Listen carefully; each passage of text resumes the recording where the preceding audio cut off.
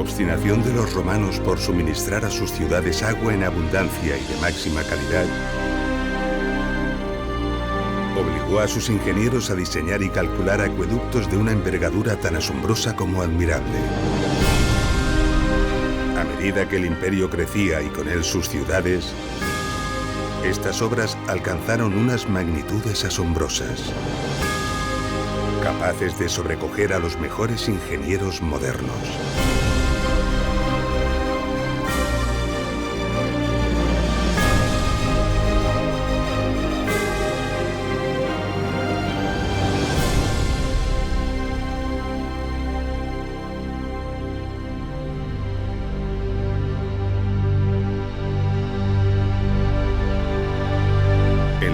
Parte de ingeniería romana, acueductos, pudimos comprender, gracias al gran acueducto de Nimes, cómo se proyectaba y se planificaba un acueducto romano. La solución para asegurar el suministro de agua a una gran ciudad como fue la antigua Nemausus. Y gracias a los acueductos de Tiermes, Cella y Chelva, pudimos ver cómo incluso ciudades muy modestas estaban dotadas de grandes acueductos, lo que nos confirma la idea de que toda ciudad romana debía disponer de un caudal continuo y abundante de agua de calidad. Los misterios que encierran los acueductos de muchas ciudades son hoy en día numerosos. Desentrañar algunos de ellos supone un verdadero desafío para arqueólogos e ingenieros modernos, algunos de tal alcance que no permiten ni siquiera poner de acuerdo a los actuales investigadores.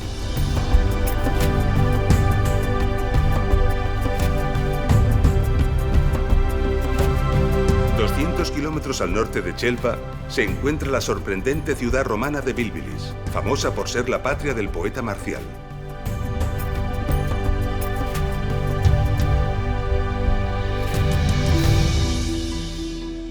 Bilbilis fue una ciudad de tamaño medio en la vía romana de Caesar Augusta a Complutum. Bilbilis tenía cierta singularidad. Situada en una empinada ladera, se apartaba del concepto habitual de una ciudad romana. ¿Quién sabe las razones que hicieron de esta ubicación la escogida para fundar Bilbilis?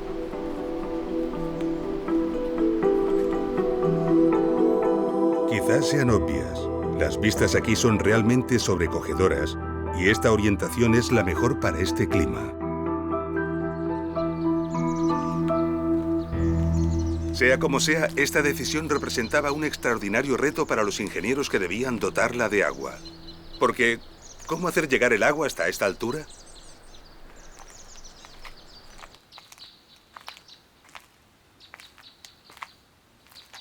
A Bilbilis se la conoce por sus numerosas cisternas.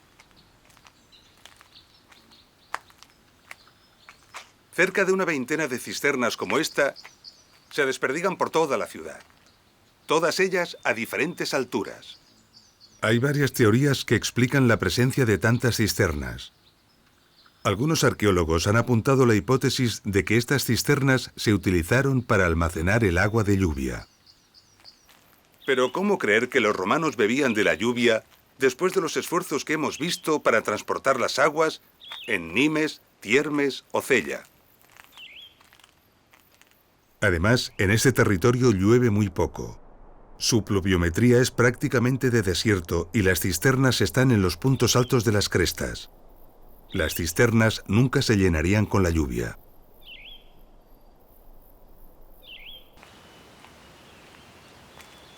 Bilbilis no era una gran ciudad como Nimes, pero era una ciudad importante. Desde luego era mucho mayor que otras que hemos visto, como Tiermes o Cella. El teatro de Bilbilis tenía una capacidad cercana a los 4.500 espectadores. También las termas tenían unas dimensiones respetables.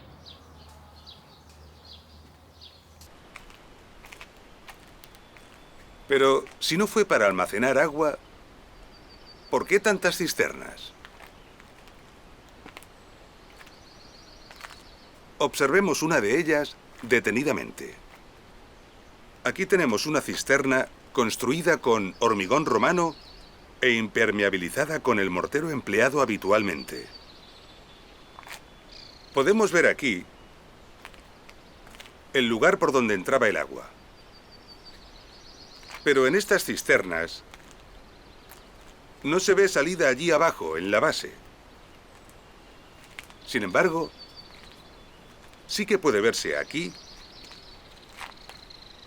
el orificio de salida, ligeramente por debajo del nivel de entrada.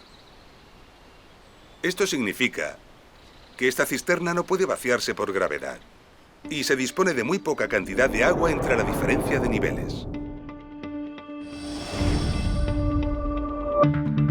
Cualquier depósito que pretenda almacenar tiene una salida en la parte inferior. Entonces, esto no es un depósito. Pero si no es un depósito, ¿cuál es la misión de tantas cisternas?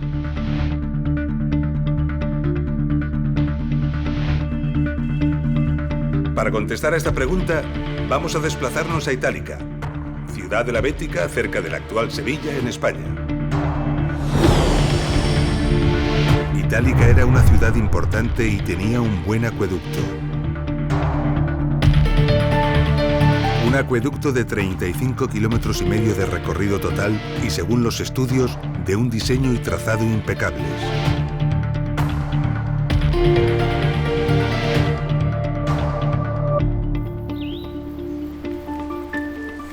Cerca de la ciudad se encontró este impresionante grupo de cisternas.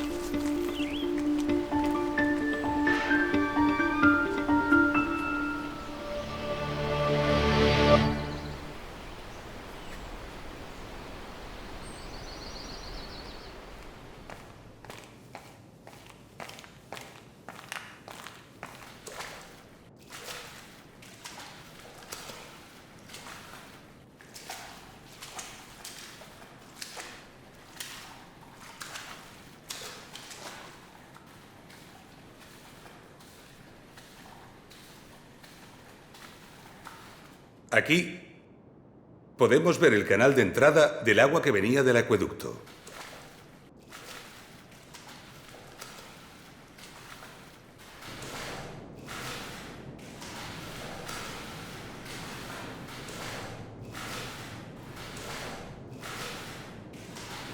Y vemos que, al igual que ocurría en las cisternas de Bilbilis, la salida de agua para el abastecimiento está en la parte superior. Así que esto tampoco parece un depósito de almacenamiento. Pero si no es un depósito, ¿por qué un tamaño tan grande? ¿Cuál era su función? Recordemos los pequeños areneros de los pozos de registro de Tiermes. Allí, gracias al rebaje en el fondo de los pozos, se recogía la arena y otras partículas en suspensión que el agua transportaba. Las cisternas de Bilbilis, y en general las de todas las ciudades romanas, tienen precisamente esta función, pero a una escala mucho mayor. Veámoslo en la de Itálica. El agua entraba por la parte superior y circulaba por la cisterna. Gracias al gran tamaño de la cisterna, el agua disminuía su velocidad hasta ser casi nula. Esto permitía que todas las partículas en suspensión se precipitasen al fondo por acción de la gravedad. Es decir, sedimentaban, quedando el agua limpia de sólidos en suspensión. A este proceso se le llama decantación. Así que, en realidad, estas cisternas son decantadores. No sirven para almacenar el agua, sino para depurarla. El agua más limpia es la superficial, y por esta razón, la salida del agua se encuentra en la parte superior, apenas ligeramente por debajo del nivel de entrada.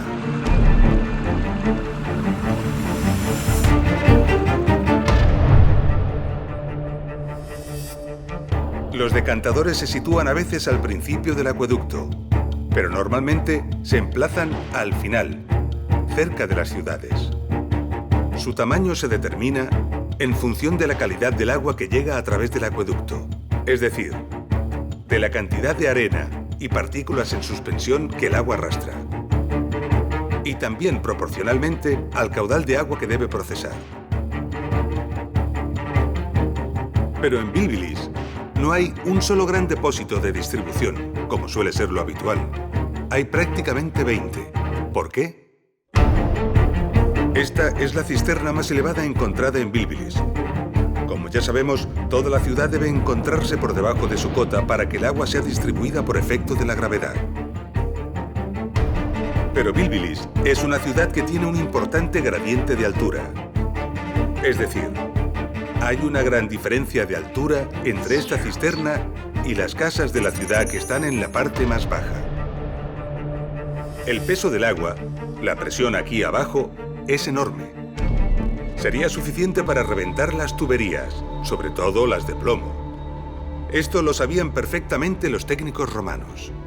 Así que para evitarlo, ingeniaron una red de cisternas más o menos equidistantes en altura, de forma que nunca se produjera una presión superior a lo que equivale a una atmósfera, unos 10 metros de altura. De esta forma, el agua, al llegar a la primera cisterna, era decantada y quedaba a presión atmosférica. Después, por gravedad, el agua se conducía hasta la siguiente cisterna, donde se volvía a decantar y a quedar nuevamente sin presión. Y así sucesivamente, una cisterna detrás de otra. Un ingenioso sistema de decantación y fragmentación de presiones al que se le debió de unir un complejo sistema de distribución del agua a todos los rincones de la ciudad. Esta hipótesis se corresponde con la idea de mantener un caudal de agua de calidad, continuo y permanente, la exigencia romana para el abastecimiento a sus ciudades. Pero recordemos, Bilbilis se encuentra en una ladera muy inclinada, así que la primera cisterna, que tiene que recibir el agua, se encuentra en una cota muy elevada. ¿Cómo hacer llegar el agua hasta ella? ¿Disponían los romanos de una fuente de suficiente caudal y calidad por encima de esta cota? La respuesta es sí.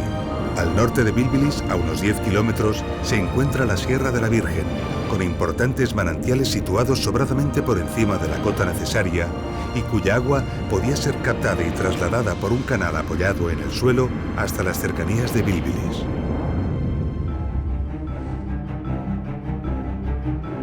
Sin embargo, una vaguada se interpone entre los dos puntos. Para mantener la poquísima pendiente que requiere un canal, sería necesario construir unas enormes arquerías. Unas arquerías de unos 100 metros de altura y más de 1000 metros de longitud.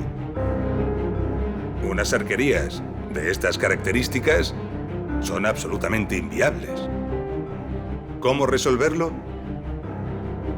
Los ingenieros romanos tenían poderosos conocimientos de hidráulica y, por supuesto, conocían perfectamente el principio de los vasos comunicantes.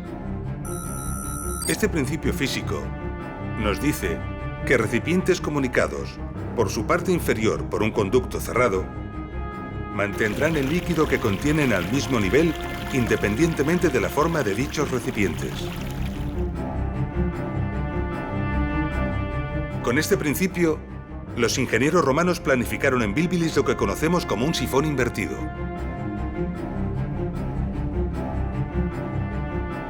Un sifón invertido consiste en una estructura en forma de U en la que por el principio de los vasos comunicantes, el agua que entra en un extremo alcanza el mismo nivel en el otro extremo. Recientemente, siguiendo esta hipótesis, hemos encontrado estos restos al otro lado de la vaguada.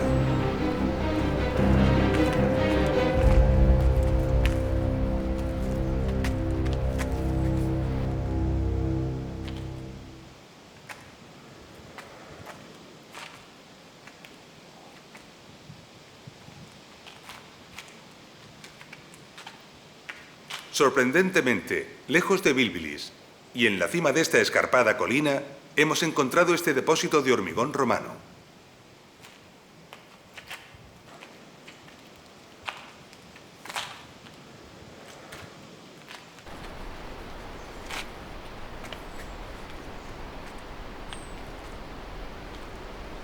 Bilbilis está en aquella colina y el depósito más alto de la ciudad está justamente en esa cresta que podemos ver desde aquí. Y está 7 metros más bajo que este depósito que acabamos de ver. Por lo tanto, entre ambos se desarrollaba un sifón que salvaba toda esta vaguada.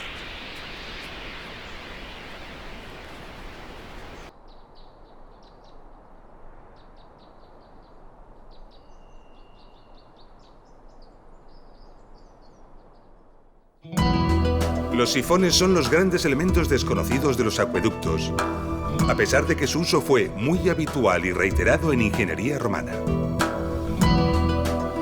Para comprobarlo, iniciaremos un viaje a lo largo y ancho del imperio.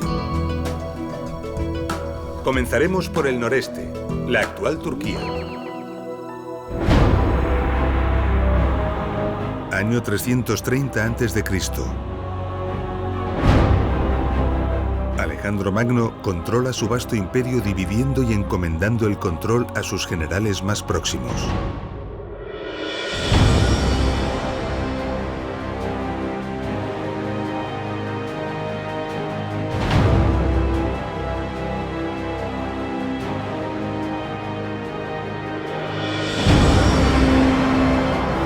El general Lisímaco recibe el control de Tracia. Lisímaco manda custodiar sus tesoros en la ciudadela de Pérgamo. Situada sobre un promontorio rocoso, esta ciudadela se convertirá en una importante ciudad, capital de un reino y un gran centro intelectual que rivalizará con Alejandría.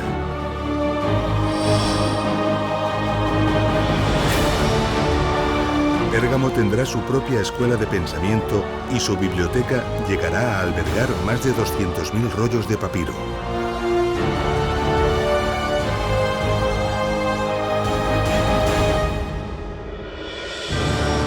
Tras el reinado de varios reyes, Pérgamo pasa a dominio romano.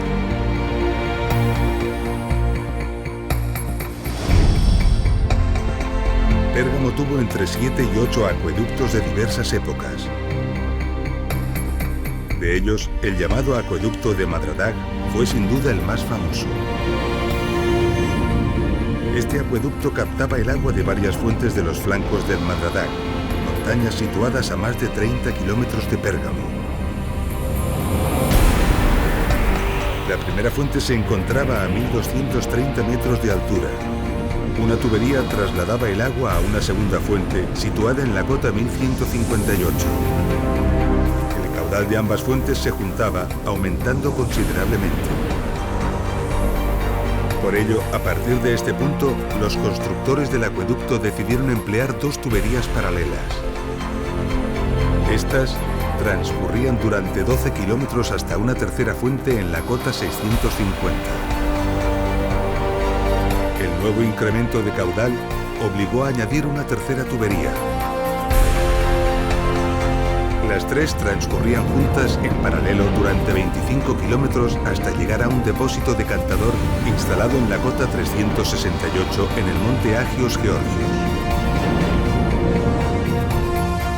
En total, un recorrido de 40 kilómetros de tubería enterrada salvando una diferencia de altura de 862 metros.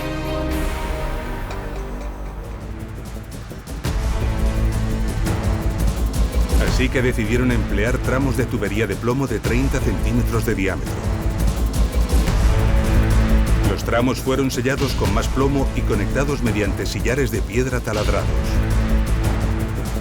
Y todo el conjunto se fijó al terreno fuertemente mediante largos puentes de apoyo. Miles de tuberías descendían el valle resistiendo la enorme presión y las grandes fuerzas que el agua ejercía. Luego atravesaban su fondo protegidas y suspendidas por unas arquerías. Y finalmente ascendían la ladera del valle para alcanzar la ciudad de Pérgamo en la cota 322. En total, un sifón de plomo de 3,5 kilómetros y 190 metros de altura de presión. El acueducto de Madradag ya suministraba agua a la Acrópolis de Pérgamo hacia finales del siglo III a.C., mucho antes del dominio romano. Este es un buen dato para certificar que la principal fuente de conocimiento que los ingenieros romanos atesoraron para la construcción de sus acueductos fue de origen griego y nos recuerda que los griegos ya hicieron obras prodigiosas con anterioridad. El sifón de Bilbilis dataría del año 0 aproximadamente, año estimado de la fundación de la ciudad, unos 200 años más tarde que la construcción del acueducto de Madradag. Parece pues evidente y probado que los técnicos romanos ya poseían un gran conocimiento sobre el diseño y construcción de los sifones en el momento en que Bilbilis fue construida. El acueducto de Madradag es de origen helenístico, pero fue ampliado, modificado y mantenido por los romanos cuando la ciudad entró bajo su dominio. Esta capacidad para recoger el conocimiento, ampliarlo y perfeccionarlo es una de las grandes cualidades de la civilización romana. Así que la ingeniería griega para la ejecución de sifones fue ampliamente superada por los técnicos romanos. Tenemos excelentes ejemplos en Lugdunum, capital de la provincia romana de la Galia Lugdunensis, la actual e importante ciudad francesa de Lyon.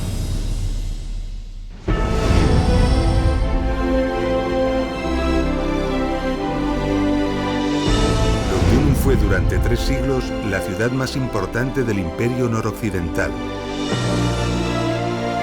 El enorme caudal de agua que demandaba Lugdunum obligó a la construcción de 4 grandes acueductos. Todos ellos estaban dotados de imponentes sifones. De estos acueductos, el más impresionante fue el acueducto del Gier, conocido por el nombre del valle del que tomaba las aguas.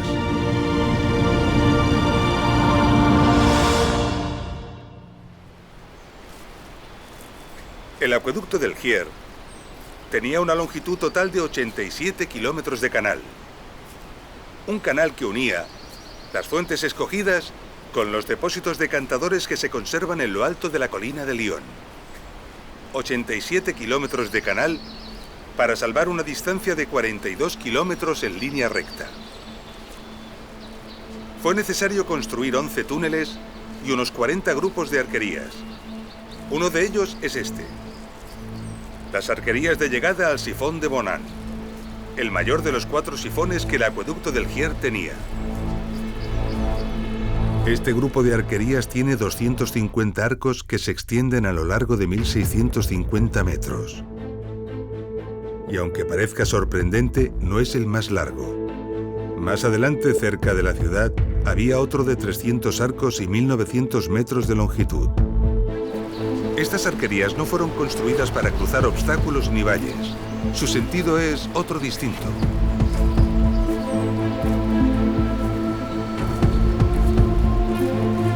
Frente a nosotros tenemos el obstáculo a salvar, el Valle de Bonan. La cota a este lado del valle, a ras de suelo, es demasiado baja para lograr que el agua alcance el depósito de salida que se encuentra al otro lado del valle. Para alcanzar la otra punta del valle, era necesario incrementar la presión del agua, aumentando la altura de la canalización varios metros sobre el suelo. Y este es el sentido de estas arquerías: mantener elevado el depósito de entrada al sifón.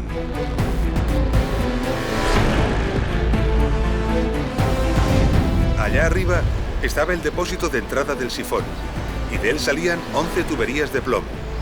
La misión de tantas tuberías era dividir la fuerza del agua.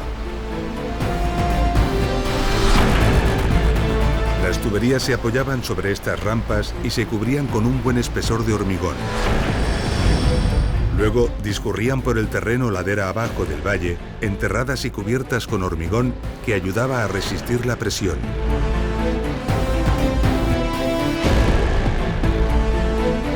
Tras 1.200 metros, las tuberías lograban descender de la cota 313 a la 191, donde se encontraban con el Venter. El Venter era un puente que permitía mantener las tuberías elevadas respecto al fondo del valle, salvando los caminos, los ríos y las riadas. El Venter del sifón de Bonan medía 320 metros y estaba construido con una impresionante estructura que, en buena parte, hoy en día todavía se conserva.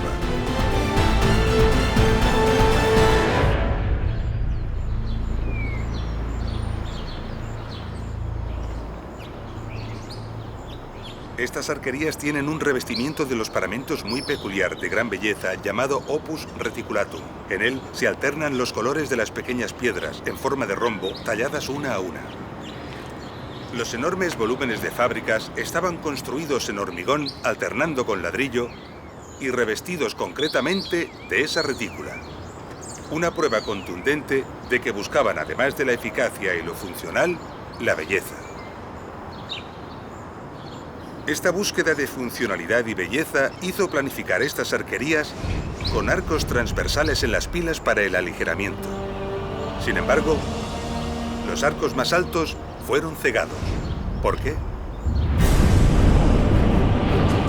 Cuando el sifón se ponía en carga, el golpe del agua sobre las tuberías del Venter era enorme, transmitiendo violentos esfuerzos a los arcos. El puente sufría así enormes tensiones y acusados movimientos. Tal vez, la primera vez que esto ocurrió, estas arquerías vibraron y se agitaron tan violenta y amenazadoramente que los ingenieros decidieron reforzarlas macizando los arcos laterales de las pilas. Se debió de sacrificar así esbeltez por seguridad.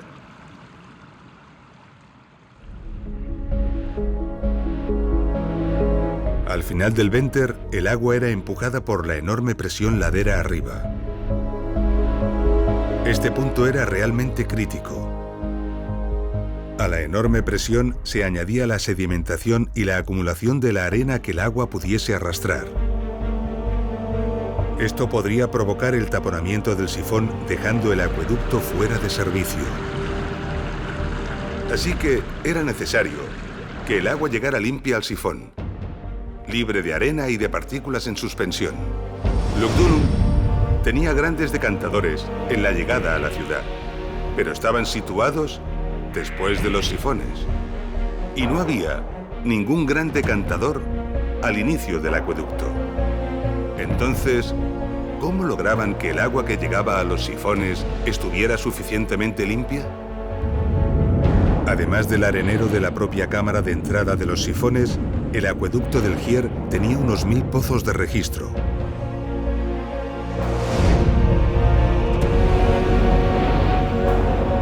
Alternativamente, estos pozos de registro disponían de un pequeño arenero en su fondo. En total, 500 areneros. La labor de estos 500 areneros a lo largo del recorrido resolvía el problema de limpiar el agua suficientemente para evitar problemas en los sifones.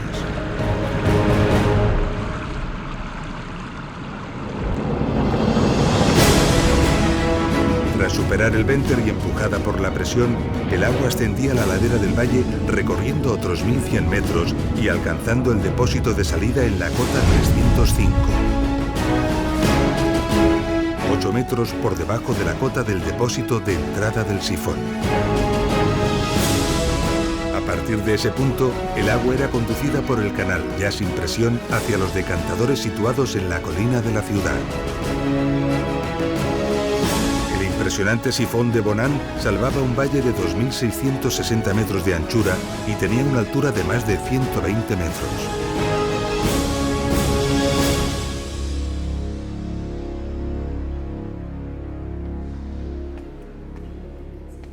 El plomo fue saqueado del acueducto del Gier, seguramente en las primeras épocas tras la caída de la ciudad, hasta no dejar prácticamente ni rastro. Lo mismo ocurrió con el metal en el acueducto de Pérgamo.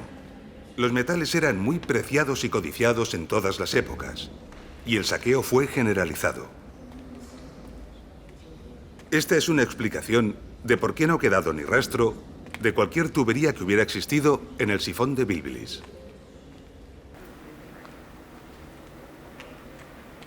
Según algunos cálculos realizados, la cantidad de plomo necesaria para la construcción de los sifones del acueducto del Gier ascendía a la increíble cantidad de 10.000 toneladas. Y recordemos que el acueducto del Gier era solo uno de los 4 acueductos que suministraban a la ciudad de Lugdunum. Por suerte, algunas tuberías sí que han logrado conservarse en otras partes del imperio. Aquí, en el Museo del Arles Antiguo, también en Francia, se conservan estos estupendos ejemplares. Observando estas detenidamente, podemos ver muy claro cómo fue la técnica de fabricación. Los romanos fabricaban las tuberías partiendo de una plancha de plomo que curvaban alrededor de un núcleo de madera hasta formar un tubo. Después, el núcleo se retiraba y los bordes se soldaban con un cordón de plomo, quedando una sección oval y dejando a la vista una costura longitudinal. La unión entre tuberías se hacía con un grueso enchufe que también se soldaba.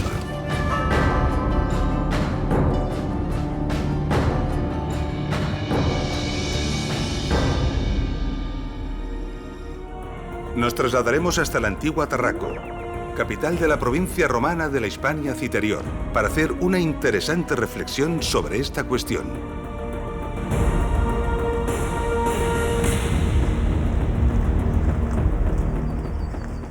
Se desconoce el recorrido general del acueducto de Tarraco.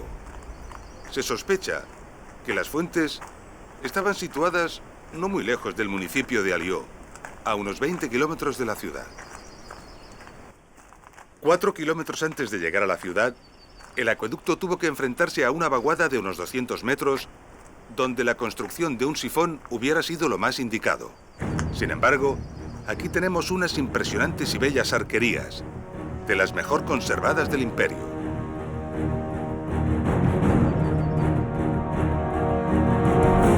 Con 217 metros de largo y una altura que llega a los 27 metros, es una obra costosa y compleja que podría haber sido evitada construyendo con menos esfuerzo un modesto sifón.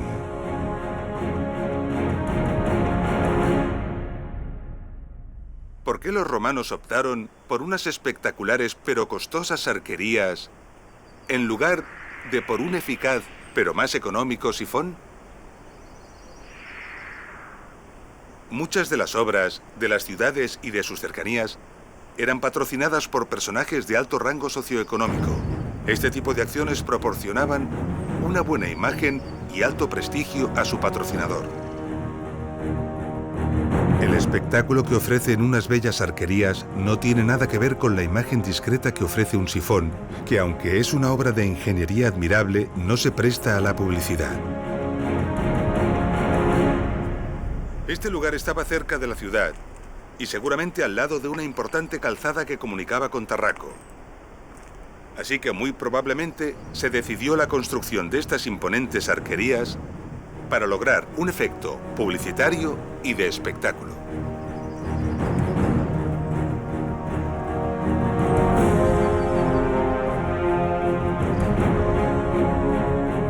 Otro ejemplo significativo de esto son las sobrecogedoras arquerías del acueducto de Segovia, bella ciudad del centro de España.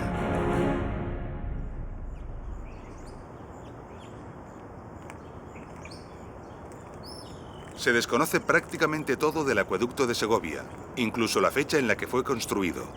Sí que se sabe que suministraba agua a una ciudad muy humilde, y por el tamaño del cajero que transportaba el agua, sabemos que su caudal era realmente modesto.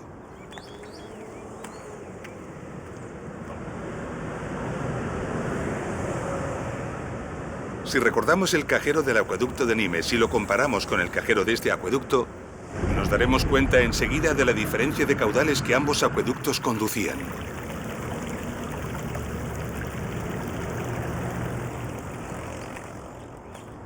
En cualquier caso, muy cerca de la ciudad, fue necesario salvar una importante depresión del terreno. Para trasladar un caudal de agua tan pequeño, la construcción de una tubería a presión, es decir, un sifón, hubiera sido lo más eficaz y sencillo. Sin embargo, se decidió la construcción de esta maravilla.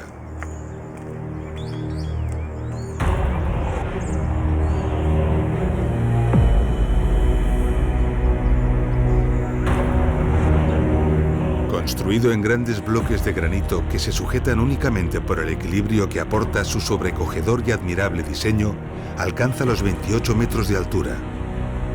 24.400 bloques de piedra para construir 167 arcos. 7.500 metros cúbicos de duro granito. Los sentimientos de poder y grandeza que despierta una obra como esta aún se sienten con toda su fuerza hoy en día, a pesar de lo acostumbrados que estamos a las grandes obras de ingeniería modernas. El efecto propagandístico y la búsqueda del espectáculo es la causa de estas colosales arquerías, como demuestra la cartela con letras que aún se conserva en lo más alto, anunciando al benefactor de la obra.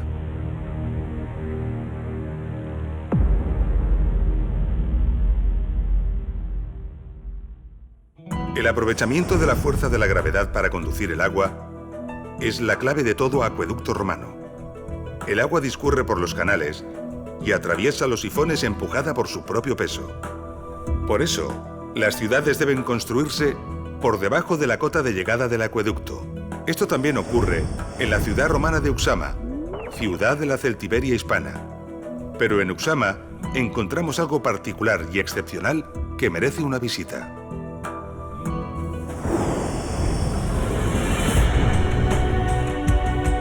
Uxama tuvo una cierta importancia en época romana, en gran medida por estar situada en la importante calzada romana que unía Caesar Augusta y Astúrica Augusta y que atravesaba toda la Celtiberia. Se la dotó de agua de excelente calidad desde las fuentes que constituyen el nacimiento del río Ucero. Se construyó una canalización de 46 kilómetros que llegaba a la ciudad a una cota tan solo 12,20 metros más baja que la cota de las fuentes.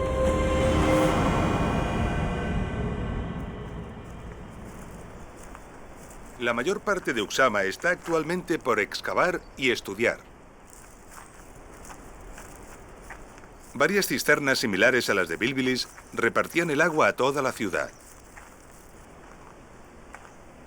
Pero algunas cisternas, entre ellas esta, se encuentran por encima de la cota de llegada del acueducto. ¿Por qué? En esta colina se descubrió algo inesperado y sorprendente.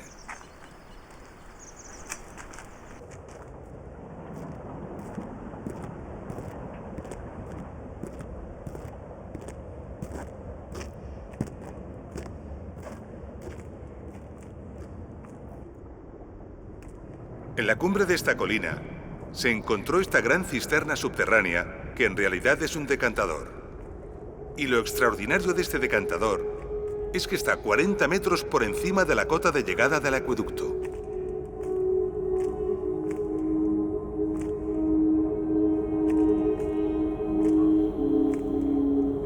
Por alguna razón nada habitual, parte de la ciudad precisó estar a una elevación mayor que el acueducto y no podía ser suministrada por este.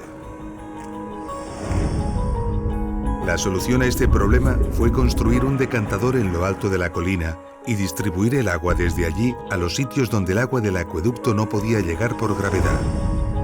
Pero, ¿cómo llegaba el agua hasta esta cisterna? La hipótesis más plausible es que salió del propio acueducto y que se usó un sistema de elevación basado en una noria conocida hoy como de Rosario. Una noria de Rosario consiste en una gran rueda que arrastra una cadena dotada de pequeñas bolas o elementos similares que impulsan el agua dentro de una tubería. De esta manera se podría haber elevado parte del caudal del acueducto al decantador de la colina. La rueda bien podría haber sido traccionada por fuerza animal, por la del viento o quizás por combinación de ambas según las circunstancias.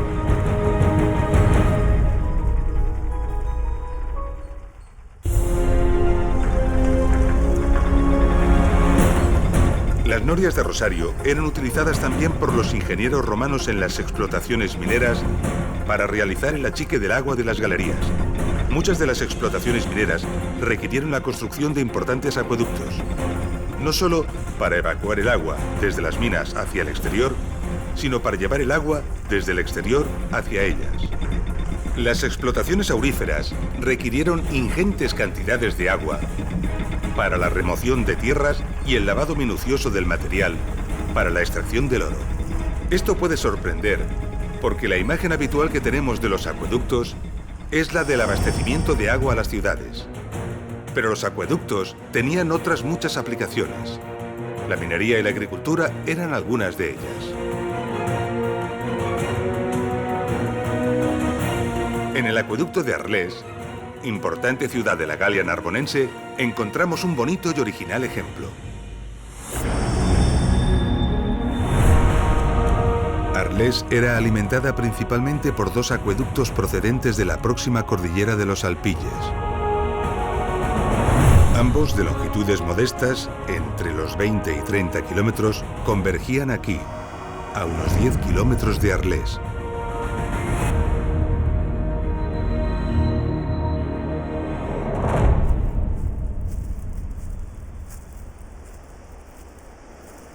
Este es el lugar donde se unían los dos acueductos en una gran arqueta de distribución de la que salían estos dos nuevos canales. El objetivo de esta arqueta era el control independiente de los caudales de ambas canalizaciones.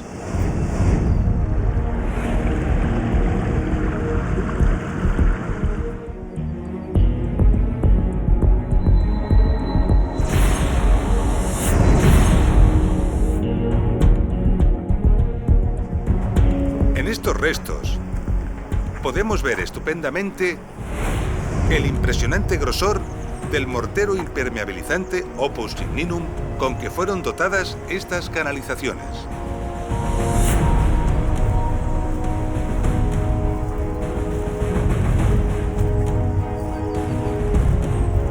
En esta pieza caída se puede ver perfectamente el mortero de Opus Igninum en el fondo y el bocel bien pulido. Y esta placa es concreción calcárea. Recordemos que la concreción calcárea es la precipitación de cal que se produjo durante los cientos de años de funcionamiento del acueducto.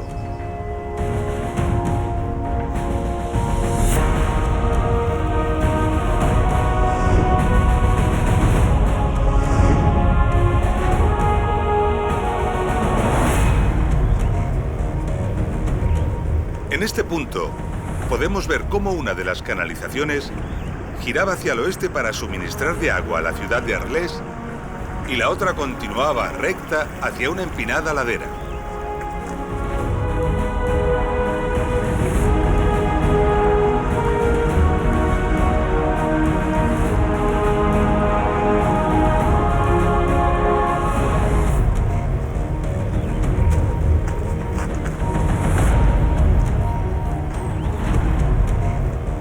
Y en esta ladera podemos ver la cimentación de una construcción cuyo evidente objetivo era aprovechar la fuerza del agua. Por los restos encontrados en las excavaciones, podemos reconstruir estas instalaciones. Un impresionante complejo de molienda harinera compuesto de 16 ruedas de casi 3 metros de diámetro. Las ruedas eran movidas por la fuerza del agua al bajar por la pendiente. El movimiento se transmitía mediante diversos engranajes a los rodillos de piedra que trituraban el grano. Se ha calculado que este molino podía moler 3 toneladas de cereal por hora, suficiente para abastecer la demanda de 80.000 personas.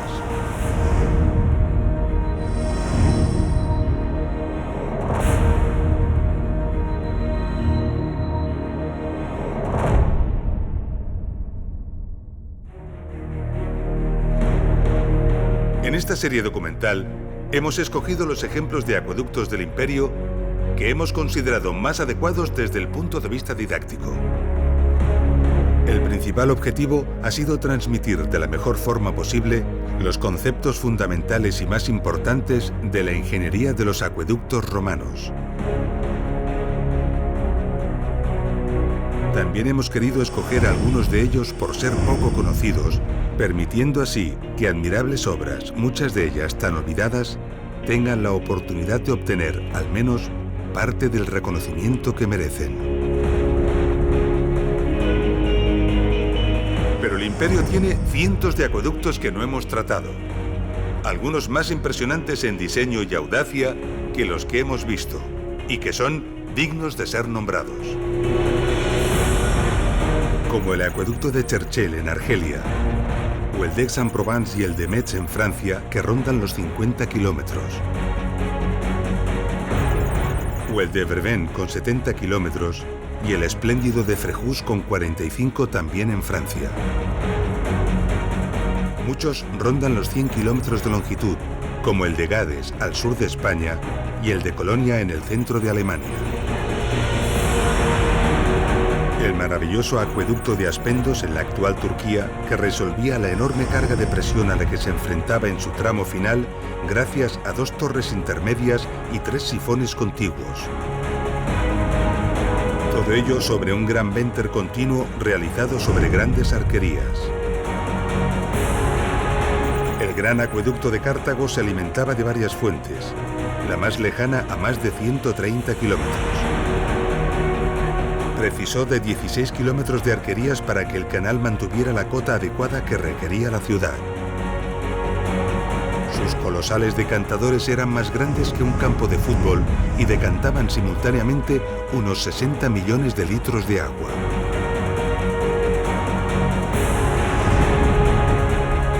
El colosal acueducto de Valente suministró agua a la antigua Constantinopla. Con más de 400 kilómetros de canal, fue una de las mayores obras hidráulicas del mundo antiguo. En la colosal explotación minera aurífera de las Médulas, en España, se construyeron diversos acueductos cuyos canales superaban en conjunto la increíble cifra de 600 kilómetros de longitud. Allí, la fuerza del agua fue utilizada literalmente para disolver las montañas. Pero seguramente el sistema de abastecimiento más espectacular de todos, como no podía ser de otra manera, fue el de Roma. Roma era suministrada al menos por 11 grandes acueductos, algunos de ellos con recorridos cercanos a los 100 kilómetros. Los 11 acueductos de Roma suministraban cerca de 1.000 millones de litros de agua por día a la ciudad. Los acueductos de Roma son un espectáculo en todos los sentidos. Sorprendentes e ingeniosas soluciones técnicas. Multitud de túneles y galerías. Infinitas y elegantes combinaciones de fábricas en sillares y ladrillos. Canalizaciones dobles e incluso triples superpuestas. Y valles atravesados por kilómetros y kilómetros de arquerías.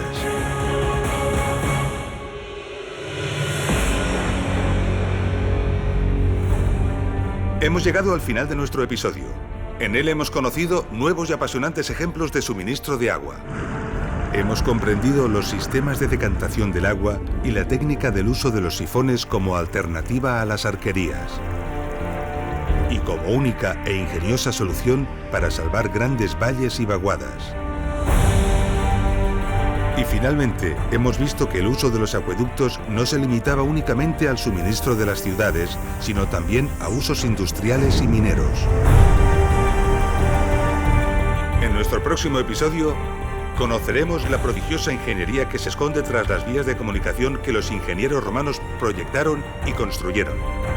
Nos vemos en Ingeniería Romana, Carreteras.